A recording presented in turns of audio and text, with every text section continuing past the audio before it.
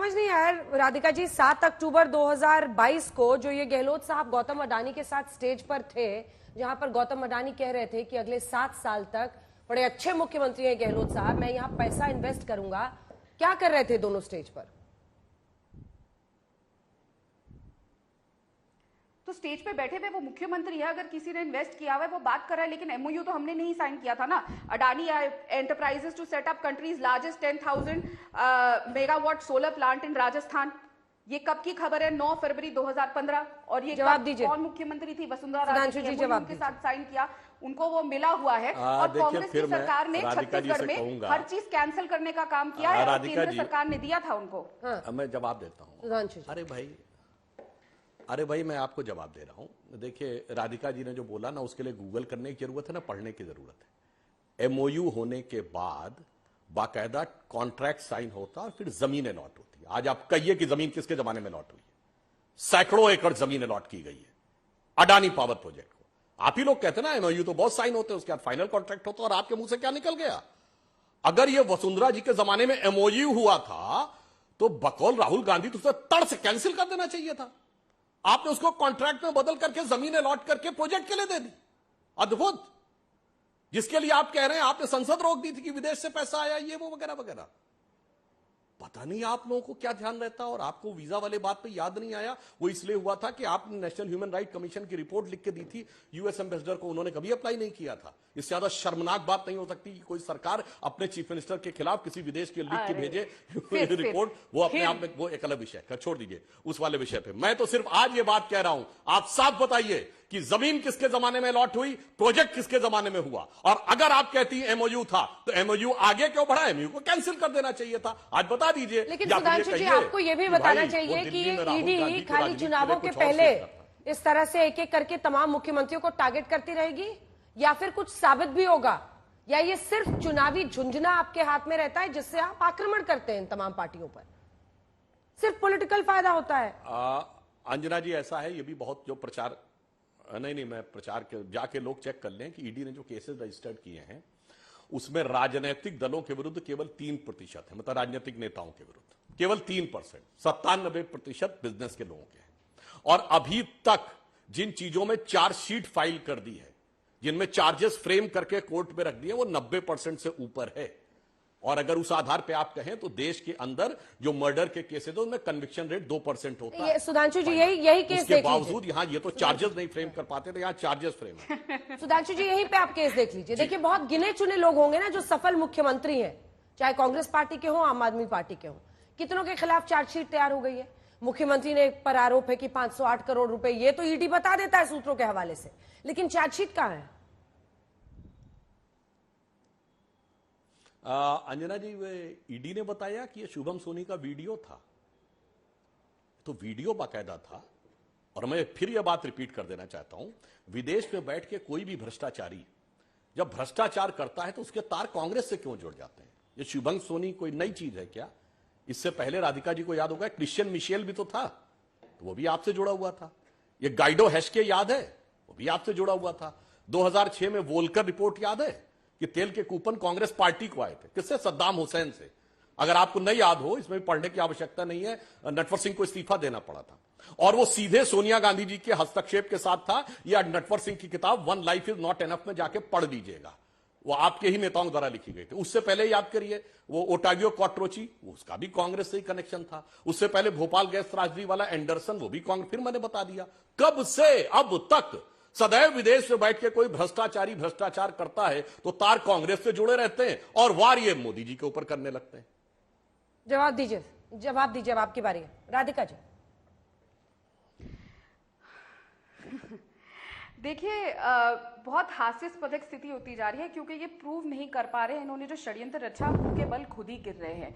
अब महादेव ऐप के ऊपर वापस आते हैं, इधर से जाके फिर बाकी सारी चीजों पे आए। महादेव ऐप एक एपी के उसका चल रहा है जो आज तक मोदी जी ने, उनकी सरकार ने बंद करने का काम नहीं किया। आपको पता है अंजना जी, छत्तीसगढ़ में इनके इंचार्ज बन क्या है चुनाव के लिए? सिद्धार्थनाथ सिंह जी, वरिष्ठ नेता हैं। वो एक प्रेस कॉन्फ्रेंस करके कहते हैं कि हम तभी कोई ऐप बंद कर सकते हैं उसमें अगर कोई टेरिंग फंडिंग हो। उनको इतना तक नहीं पता था कि 1 महीने पहले इन्हीं के प्रदेश के नेताओं ने और इनके अध्यक्षों ने आके प्रेस कॉन्फ्रेंस लेके कहा था कि महादेव ऐप से टेरर फंडिंग हो रही है, ये आपस में ही नहीं तय कर पा रहे हैं, फिर एक नया कैरेक्टर क्रिएट कर दिया जाता है। आपने कभी सोची है इस बात को? वो शुभम सोनी आके कहता है कि मैं मालिक हूं, एक और वो दोनों मेरे एम्प्लॉई हैं, जो चंद्राकर और दूसरा आदमी है, एक एम्प्लॉई की 200 करोड़ की शादी हो जाती है। कमाल के मालिक है। और मतलब इन्होंने तो अंबानी साहब को भी पीछे छोड़ दिया, सबको पीछे छोड़ दिया कि एक आदमी मालिक है शुभम सोनी, वो चंद्राकर उनका एम्प्लॉय है, और एम्प्लॉय की खुद की शादी 250, 200, 300 करोड़ की होती है, जिसके लिए सारे फिल्म स्टार्स की ईडी बुला के पूछताछ कर रही है। कमाल का, आप सोचिए कितना पैसा है, लेकिन फिर भी मोदी जी उनको दुबई से लेकर नहीं आएंगे। हमने यहाँ पे लुकआउट नोटिस जारी किया, लुकआउट नोटिस जारी करने के बाद हमारी राज्य सरकार तो जाके दुबई से अरेस्ट कर नहीं सकती, वो जिम्मेदारी केंद्र सरकार की है। ना वो उनको लेकर आते हैं, ना वो कभी वो एपी के लिंक बंद करते हैं। पूरे देश में वो चल रहा है, लेकिन वो लिंक नहीं बंद किया जाएगा। मैंने यहाँ पे सुधांशु जी से पूछा कि आप बता दीजिए, क्योंकि वो पूरे देश में चल रहा है महादेव ऐप, आप लोगों की शासित प्रदेश जहां जहां है, आपकी जहां जहां सरकार है भारत में, मुझे ये बता दीजिए आपने कितनी कार्रवाई करी उन प्रदेशों में और कितनी गिरफ्तारियां करी। छत्तीसगढ़ में सबसे पहले कार्रवाई अगर इसके खिलाफ हुई तो छत्तीसगढ़ में हुई, 450 से अधिक गिरफ्तारियां हमारे प्रदेश में हुई। आप बताइए आपने अपने राज्यों में कितनी करी। और फिर एक और बार आ जाती हूं, आप हर बार ये गलती करते हैं और फिर ये गलती कर दी है कि मोदी जी ने वीजा, मोदी जी को डिनाई नहीं हुआ, और ये हम लोगों की स्टेटमेंट है। भाई साहब, statement by David C Mulford, US ambassador to India, Roosevelt House, New Delhi, March 24, 2000 and March 21, 2005। Anjana ji, मैं आपको भी कॉपी भेज देती हूँ। खास तौर से यूएस एम्बेसी ने खुद ही लिख के भेजा, मैंने तो नहीं कहा, हमारी सरकार ने। उन्होंने कहा कि उन्होंने कहा कि गुजरात के मुख्यमंत्री ने वीजा मांगा, हमने उनको नहीं दिया। रीजन भी लिखा है, क्योंकि वो किस तरीके से हेट फैलाने का काम करते हैं। तो बार बार आप फंसते जा रहे हैं। मैं सुधांशु जी कह रहे हैं कि आप महादेव ऐप पर, ठीक है, वीडियो था, अन्य राज्यों में क्यों नहीं कार्रवाई करते? 508 करोड़ दिए हैं। शुभम सोनी, मैं यहाँ पे लाइव टेलीविजन में कह रही हूँ, प्लांटेड कैरेक्टर है, प्लांटेड दिए, प्रूफ करिए। जवाब सुधांशु जी, अन्य राज्यों में महादेव ऐप पर कहां आपने कार्रवाई की? मैं जवाब देता हूं। ऐसा तो है नहीं सिर्फ छत्तीसगढ़ में चल रहा है। देखिए, जिस अंजना जी आप याद करिए, जिस व्यक्ति ने बयान दिया उसने बयान क्या दिया है? उसने तो कहा है कि हम तो छत्तीसगढ़ के सीएम के ऑफिस के साथ कन्वेंस में काम कर रहे थे। उन्होंने इनके एक स्टाफ के व्यक्ति का नाम लिया, उसको 10 लाख रुपए महीने दे रहे थे, और कहा उसके बाद हमारे आदमी गिरफ्तार हो रहे थे। तब हमने ये बात की कि हमारे लोग क्यों पकड़े जा रहे हैं। तब उसने कहा कि आओ और हम बात करा देंगे, और पैसे की बात वहां पर आई। जब पूरी बात है तो साफ बोलिए ना। उसने तो कहा कि जब हमारे आदमी पकड़ने शुरू हुए तो उसने अप्रोच किया कि साहब, हमारी तो आपके साथ इतने जमाने से बात चल रही थी, हम तो इतना रुपया महीना भेज रहे थे, इसके बावजूद हमारे लोग क्यों अरेस्ट हो रहे हैं? तो और ये प्रक्रिया तो जुलाई 2022 से चल रही थी।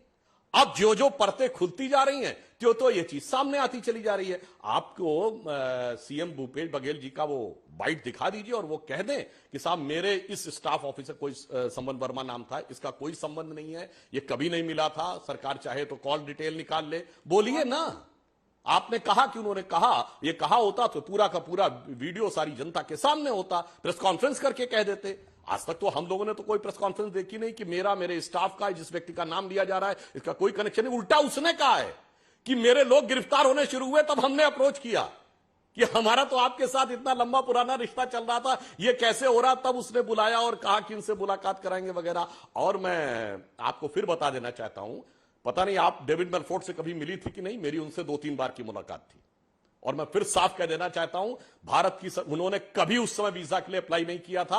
उन्होंने ये नेशनल ह्यूमन राइट कमीशन की रिपोर्ट आपने लिख के भेजी थी, और आप लोग तो उससे ज्यादा गिरी प्रवृत्ति के थे। आप लोगों ने तो अमेरिकन सेनेट को लिख के भेजा था, जो भारत की संप्रभुता का अपमान था, भारत की न्याय व्यवस्था का अपमान था, भारत के लोकतंत्र का अपमान था। इसलिए वो नेशनल ह्यूमन राइट कमीशन, वरना मैं राधिका जी से पूछना चाहता हूं, ये वीजा कैंसिलेशन पे कभी प्रेस रिलीज जारी होती है क्या?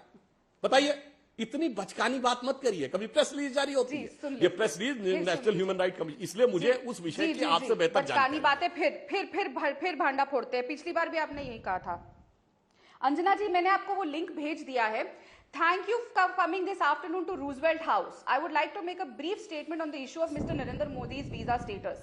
The Chief Minister of Gujarat, Mr. Narendra Modi, applied for a diplomatic visa to the United States on March 18, 2005. The United State Department has denied Mr. Modi the visa under Section 214B of the Immigration and Nationality Act because he was not coming for a purpose that qualified for a diplomatic visa. और सारे के सारे जो इसमें दिए हुए हैं 212A, 2G of Immigration Nationality Act, which makes any foreign government official who was responsible or directly carried out at any time particularly severe violations of religious freedom is ineligible for a visa to the United States. तो आज अगर उनको बुलाया जाता है वो भारत के प्रधानमंत्री के तौर पे, जब उन्होंने मुख्यमंत्री नरेंद्र मोदी के नाम पे वीजा मांगा था तो डिनाई हुआ था, उसकी कॉपी मैंने आपको अंजना जी भेज दी है। ये हर बार ये कह के फंसते हैं। लेकिन वापस आते हैं महादेव ऐप के ऊपर। मैंने वो गाड़ी का नंबर बताया, उसको सर्च करिए, वो साफ तौर से पता चलता है कि अमर अग्रवाल के भाई की गाड़ी है। उसके ऊपर ईडी ने, और मजेदार बात यह है, एक ड्राइवर, इस पर बीजेपी का कहना है, इस पर कहना है, नहीं राधिका जी, इस पर बीजेपी का कहना है कि वो गाड़ी 6 महीने पहले बेच दी गई थी। लेकिन वापस आइए, देखिए जिस एएसआई को अरेस्ट किया गया है, असिस्टेंट सब इंस्पेक्टर को इस पूरे केस में, चंद्रभूषण वर्मा, जानती हैं आप उसके बारे में? जी, ये उसने ईडी के सामने कहा है, मतलब उसने कहा है कि हवाला ट्रांजैक्शन से ये जो करीबी हैं भूपेश बघेल के, उनको पैसे दिए गए। लिंक्स तो ऐसे ही जुड़ते हैं ना, क्योंकि ये पैसा ऐसा तो है नहीं कि बैंक में ट्रांसफर किया जाता है, काला पैसा बैग से तो दिया नहीं जाता कि ईडी जाके ट्रेल पकड़ लेगी।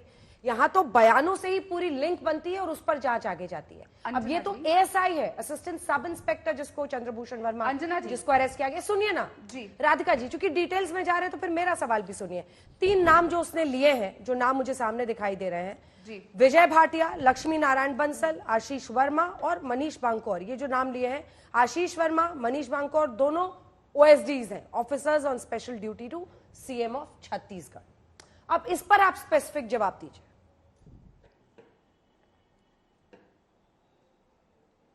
देखिए, जिसने जो नाम लिया उस पर कार्रवाई होगी, सच सामने आ जाएगा। लेकिन मेरा एक सिंपल सवाल है यहाँ पे, क्योंकि भूपेश बघेल जी का नाम लिया गया है, ईडी ने एक प्रेस नोट जारी करती है और वो चुनाव के बीच में, आप टाइमिंग देखिए, उनको ये सब, शुभम सोनी वहां बैठा है, शुभम सोनी, और मजेदार बात देखिए, शुभम सोनी वो वीडियो भारतीय जनता पार्टी को देता है और भारतीय जनता पार्टी का ऑफिशियली वो वीडियो रिलीज होता है। वो ईडी के पास क्यों नहीं भेजा गया, वो पुलिस एजेंसीज के पास क्यों नहीं भेजा गया, वो भारतीय जनता पार्टी के ऑफिशियल अकाउंट से रिलीज होता है। शुभम सोनी बीजेपी को वो वीडियो क्यों भेजता है? गाड़ी जो पकड़ी जाती है वो बीजेपी के आदमी की है, ये कहते हैं बेची हुई है, हमने आरटीआई के माध्यम से वो निकाला गया, आपके लोग भी निकाल सकते हैं। जिस दिन वो गाड़ी पकड़ी गई उस दिन तक उसको बेचे जाने की कोई नई इंटीमेशन थी ना, वो गाड़ी का नंबर बदला गया। 6 महीने अगर कोई अपनी गाड़ी बेचता है तो वो अपने गाड़ी के नाम, जिसको बेची है उसका नाम चेंज नहीं कराएगा? ये कैसी बात कर रहे हैं? और अब तो वो चेंज हो भी नहीं सकता, क्योंकि एक बार वो पकड़ी गई उसके बाद कोई चेंजेस करे नहीं जा सकते। तो ये आरटीआई के हवाले से सामने आया और उसके अंदर है कि कोई भी रिक्वेस्ट भी नहीं गई कि उसका चेंज किया जाए ओनरशिप, कहीं पे भी कुछ नहीं है। तो ये तीसरा, ठीक है, दोनों पर जवाब लेते हैं सुधांशु जी। जो असीम दास जिसको पकड़ा है, और ये शुभम सोनी ने बीजेपी नेताओं को क्यों वीडियो भेजा? बकायदा कोर्ट में कहा कि मैंने ऐसा कुछ नहीं कहा है।